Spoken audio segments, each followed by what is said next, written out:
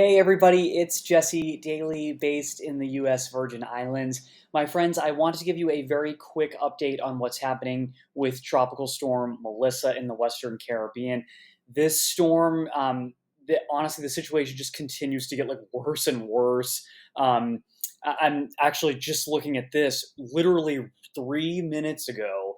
Just got an update from the Air Force reconnaissance, the reconnaissance Air Force Hurricane Hunters sharing that data indicates that Melissa is strengthening. Maximum sustained winds are now at 60 miles per hour, and the minimum pressure has dropped to 999 millibars. So that is, again, bad. I mean, listen, I try to make my weather forecasts or weather reports, upbeat and overall positive. But of course, when there's a serious situation, it has to be called out for exactly what it is. This is serious, and it could potentially be catastrophic for Jamaica, especially if the forecast track plays out the way that the National Hurricane Center believes that it will. This is the update from the 11 a.m. update from the National Hurricane Center.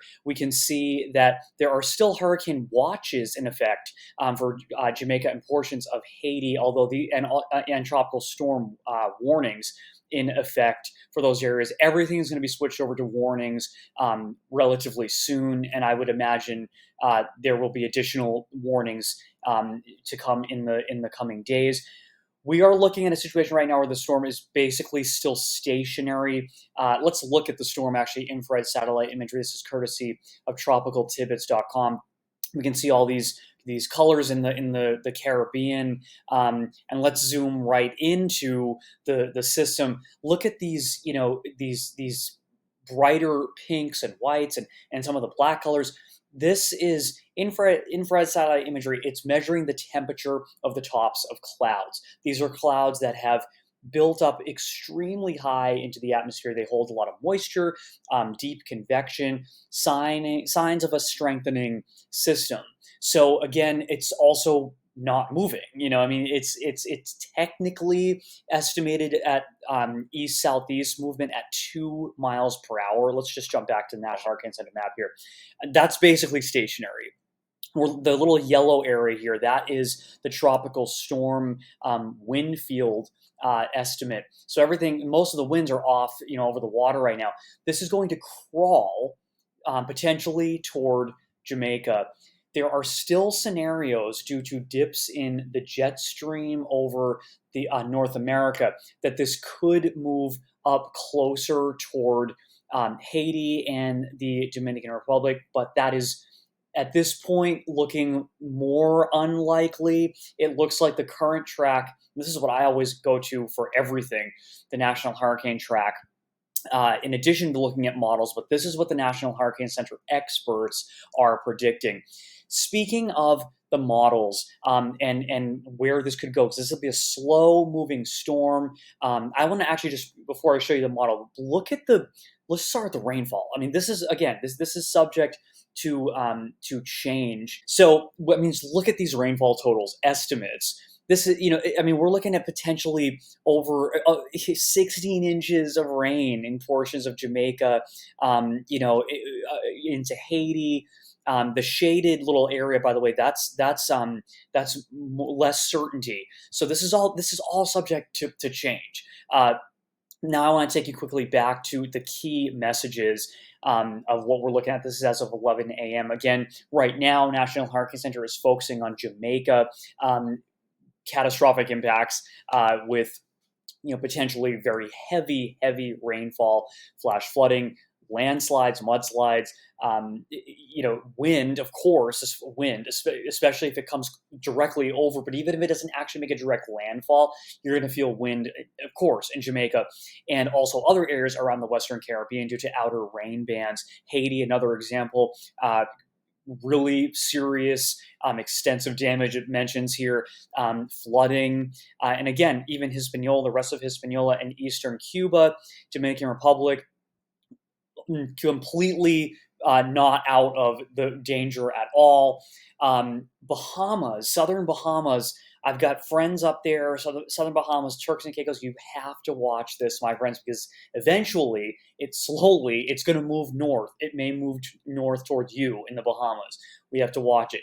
Now, let's jump over to the Google DeepMind model. This is been a fantastic model throughout the year, this year particularly. And we can just see this kind of meandering system. Ultimately, Google AI, most all of the Google AI models are showing, the Google AI predictions are showing a category 4 at least, moving across or near Jamaica.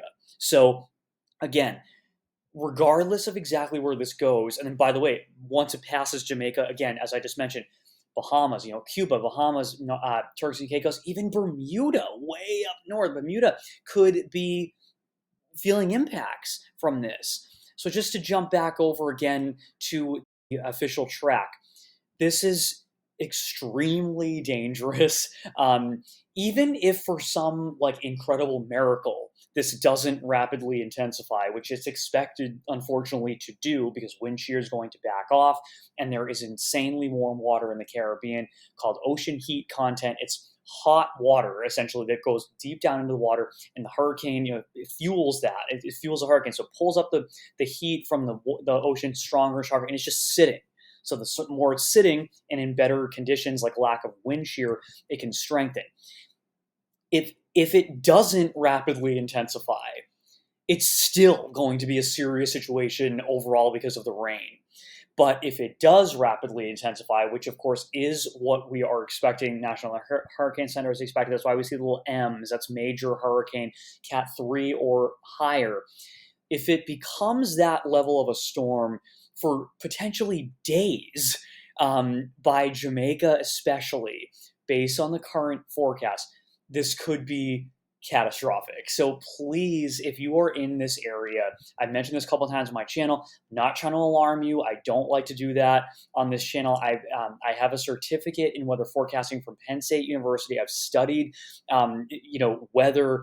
This is one of those situations that if you are in this region, like you need to prepare and get your friends and family on board for like the worst case scenario right now, because it could be really bad for a really long period of time. Let's hope for the best. Hopefully this could shift farther south, stay away. The core stays away from any land. Unfortunately, that does not look like that's going to happen. Prepare for the worst and let's hope for the best. Follow the National Hurricane Center. Also, please, if you wouldn't mind following my channel, I'm here in the U.S. Virgin Islands, way far away from this. But by the way, we're still getting some wind and some rain, some choppy seas from Melissa all the way over here. And it's not even a hurricane yet. It's a tropical storm. Again, it's at 60 miles per hour based on the update that I literally saw right here the second that I started recording this video. Things are changing by the minute.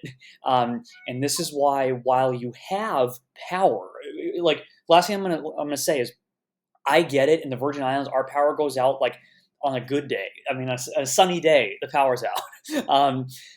When a storm comes through, it's out for potentially days, and something like this could be weeks in areas that are potentially directly affected, like Jamaica. So while you have power, while you have internet, cell service, charge everything, prepare for the worst case scenario, get your water, get your food, protect your friends and family, and let's hope for the best. Follow the National Hurricane Center. Please hit subscribe on this channel. I will keep you posted as much as I can, but I always direct all of my viewers back to the experts, the heroes, I always say, at the National Hurricane Center. Sending you love, and I will talk to you soon, my friends.